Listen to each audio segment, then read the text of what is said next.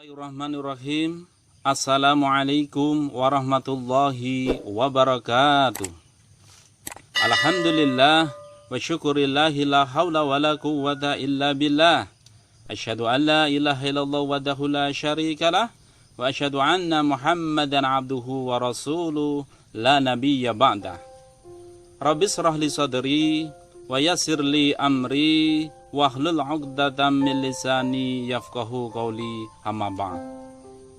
Para pemirsa yang budiman, puji syukur alhamdulillah kita panjatkan kepada Allah yang maha gagah, yang masih memberikan karunia dan kenikmatannya kepada kita, sehingga kita bisa bertemu dengan bulan suci Ramadan, bulan yang penuh dengan rahmah, bulan yang penuh dengan barokah, serta bulan yang penuh dengan ampunan atau maghfirah. Mudah-mudahan kita bisa menggunakan dan memanfaatkan momen di bulan suci Ramadan ini. Sholawat dan salam buat junjungan kita, Nabi Agung Nabi Muhammad sallallahu alaihi wasallam, yang kita nantikan syafaatnya besok di hari pembalasan. Para pemirsa yang budiman, Allah menciptakan sesuatu di dunia ini pasti punya maksud dan tujuan.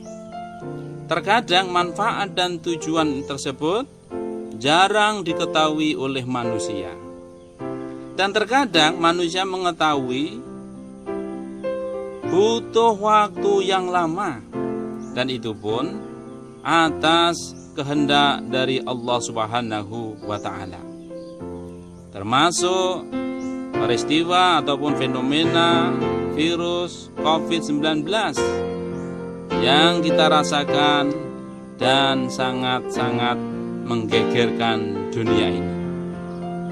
Allah Subhanahu wa ta'ala berfirman di dalam Al-Quran surat Ali Imran ayat 190 dan 191. A'udzu billahi minasyaitonir rajim. Bismillahirrahmanirrahim. Inna fi khalqis samawati wal ard wa ikhtilafil laili wan nahari la ayati liulil albab. Sesungguhnya dalam penciptaan langit dan bumi dan silih bergantinya malam dan siang terdapat tanda-tanda bagi orang-orang yang berakal. Siapa orang-orang yang berakal itu? Ayat selanjutnya menjelaskan, alladzina yadhkurunallaha qiyama wa qu'udan wa 'ala junubihim wa yatafakkaruna fi khalqis samawati wal ard. Yaitu orang-orang yang mengingat Allah Subhanahu wa ta'ala sambil berdiri atau duduk atau dalam keadaan berbaring, dan mereka itu senantiasa memikirkan tentang penciptaan langit dan bumi, sehingga ending dari dia itu memikirkan penciptaan langit dan bumi tersebut, maka statement yang muncul dari orang-orang yang berakal itu, Rabbana ma khalaqta hadza batila subhanaka faqina adzabannar. Ya Tuhan kami, tiadalah Engkau ciptakan ini dengan sia-sia. Maha suci Engkau, maka peliharalah kami dari siksa neraka. Sebagai makhluk yang berakal, tentunya kita bisa mengambil hikmah dari peristiwa COVID-19 ini. Kita bisa mengambil dari sisi baiknya. Di antaranya kita bisa lebih dekat dengan keluarga, organisasi terkecil yang berada di sekitar kita. Momen kebersamaan yang jarang terjadi, dan saat ini kita bisa rasakan dan sudah berjalan hampir 1 bulan. Dan ini jarang kita dapatkan dan kita lakukan. Kalau toh lebaran mungkin hanya 1 pekan. Tapi ini oleh Allah Subhanahu wa taala, kebersamaan kita dengan keluarga kita jadikan mungkin bisa berbulan-bulan. Sungguh Allah ciptakan semuanya ini tidak ada yang sia-sia. Kemudian dari peristiwa ini kita juga bisa muhasabah diri. Mengapa Allah itu sampai berkehendak demikian? Menjadikan fenomena peristiwa yang sudah berhari-hari, berpekan-pekan, atau mungkin berbulan-bulan.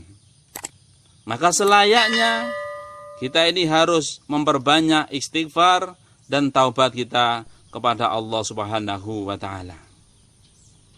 Para pemirsa yang budiman, kemudian Allah jadikan Ramadan ini berulang setiap tahunnya. Tentulah Allah itu mempunyai maksud dan tujuan. Disebutkan di dalam Al-Quran surat Al-Baqarah ayat 183. A'udzubillahi minasyaitonirrajim. Bismillahirrahmanirrahim. Ya ayyuhalladzina amanu kutiba alaikumusyamu kama kutiba alal ladzina min qablikum la'allakum tattaqun. Shadaqallahul azim. Hei orang-orang yang beriman, diwajibkan atas kamu berpuasa sebagaimana diwajibkan atas orang-orang sebelum kamu, agar kamu menjadi orang-orang yang bertakwa. Ramadan oleh Allah Subhanahu wa taala dijadikan sebagai sarana untuk membentuk pribadi yang unggul berkualitas, atau dalam bahasa Arabnya yaitu pribadi yang muttaqin atau pribadi yang bertakwa. Takwa seperti apa? Takwa yang telah dijelaskan oleh sahabat Ubay bin Ka'ab atas pertanyaan dari sahabat Umar bin Khattab, yaitu kamu itu berjalan di tempat yang banyak durinya, maka apa yang akan kamu lakukan? Maka Umar pun menjawab, aku akan berjalan dengan hati-hati dan aku akan singkirkan duri tersebut agar tidak melukaiku. Artinya apa, para pemirsa yang budiman? Kita hidup ini haruslah hati-hati membawa diri. Hati-hati ketika berbicara. Hati-hati melangkahkan kaki. Menjaga tangan dan anggota badan dari segala kemaksiatan. Jadi hadirin dan pemirsa yang budiman, alumni Ramadan tahun ini nanti hanya ada dua.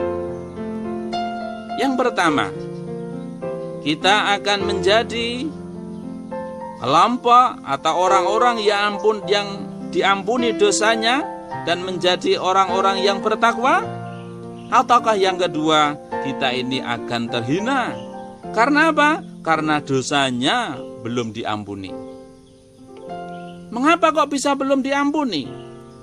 Karena Ramadan telah datang, tapi belum bisa dimanfaatkan. Ibarat kita ini diberi fasilitas yang mewah, tapi kita enggan untuk menggunakan fasilitas tersebut. Rasulullah Sallallahu Alaihi Wasallam pernah mengingatkan kepada kita, ketika beliau naik ke atas mimbar, lalu beliau berkata, amin, amin, amin. Ketika beliau turun dari mimbar, lalu para sahabat bertanya tentang hal tersebut. Lalu beliau menjawab, Jibril telah datang kepadaku dan ia berkata, betapa hinanya orang yang hidup di bulan Ramadan, namun ia tidak mendapat ampunan. Maka aku menjawab, amin. Kemudian yang kedua, betapa hinanya orang yang mempunyai orang tua, namun tidak membuatnya masuk surga. Dan Allah menjauhkan surga darinya. Maka aku pun menjawab amin. Dan yang ketiga, orang yang ketika namamu disebut tidak mengucapkan salawat kepadamu, Allah menjauhkannya. Maka aku pun menjawab amin. Momen Ramadan dalam situasi lockdown ini, jika kita bisa memanfaatkan, maka sangat mudah kita akan menjadi alumni Ramadan tahun ini dengan memperoleh gelar atau predikat takwa. Mengapa demikian? Karena kesempatan kita di rumah cukup banyak. Waktu ibadah terbuka luas. Tilawah, sholat jamaah, zikir, baca sholawat, istighfar, saling memberi nasihat, mudah kita dapatkan dan kita lakukan. Tapi ingat, setiap ada kebaikan, maka di situ pula godaan pun akan bermunculan. Dan kita harus waspada dengan penumpang gelap Ramadan. Maka jika kita tidak hati-hati, maka kita akan dibuatnya terlena dan jauh dari tujuan Ramadan tahun ini. Dan ini ada di setiap rumah-rumah kita. Apa itu? Tayangan yang ada di dalam TV ataupun HP yang kita miliki. Dua benda inilah, TV dan HP, yang akan senantiasa menemani diri kita. Tengoklah acara sinetron yang tidak jelas kapan berakhirnya. Kemudian film, kuis, lawakan-lawakan yang siap menemani kita selama 24 jam. Atau mungkin kegiatan yang sebenarnya bisa singkat kita lakukan, tapi dikerjakan dalam waktu yang lama. Ini biasanya terjadi di kalangan ibu-ibu dalam menyiapkan persiapan menu buka puasa. Sebenarnya simpel, tapi justru bisa memakan waktu yang lama. Sehingga waktu yang habis hanya untuk menyiapkan buka puasa tersebut. Coba kalau kita lihat, mulai pagi-pagi itu, ibu-ibu itu sudah pada belanja. Kemudian habis duhur, maka persiapan. Habis asar, itu mulai memasak. Sehingga waktu yang tersita dalam kegiatan memasak itu, sungguh sangat-sangat banyak dan sangat-sangat besar. Sehingga, giliran waktu berbuka, gairah ataupun selera atau nafsu makan itu sudah tidak ada. Maka agar Ramadan tahun ini sukses, tentunya kita bisa membuat target-target amal kebaikan. Di antaranya sholat 5 waktu bisa kita laksanakan secara berjamaah. Kemudian tilawah berapa kali kita programkan agar menjadi khatam. Sedekah kepada tetangga atau kanan kiri kita yang terdampak kegiatan mencari maishahnya gara-gara kondisi saat ini. Dan seterusnya. itu menjadi program dan bahan evaluasi agar kita menjadi alumni Ramadan tahun ini benar-benar mendapatkan ampunan dan gelar takwa. Para pemirsa yang budiman, yang terakhir, marilah kita manfaatkan waktu yang sudah diberikan Allah Subhanahu wa taala ini sebaik-baiknya. Waktu yang di era globalisasi ini sudah sangat-sangat mengasah-asahkan. Untuk itu jangan sampai kita itu menyia-nyiakan kesempatan yang ada hanya untuk melakukan hal-hal yang sia-sia. Kemudian yang kedua, kita manfaatkan waktu yang tersedia ini. Bagaimana sekali amal, maka pahalanya itu tiada henti, bahkan sampai mati. Kita bikin program-program sedekah untuk anak yatim atau yang lainnya, yang ketika kita itu bisa melakukan, maka dalam sekali kita lakukan, maka amalnya itu akan tetap berjalan walaupun kita sudah mati.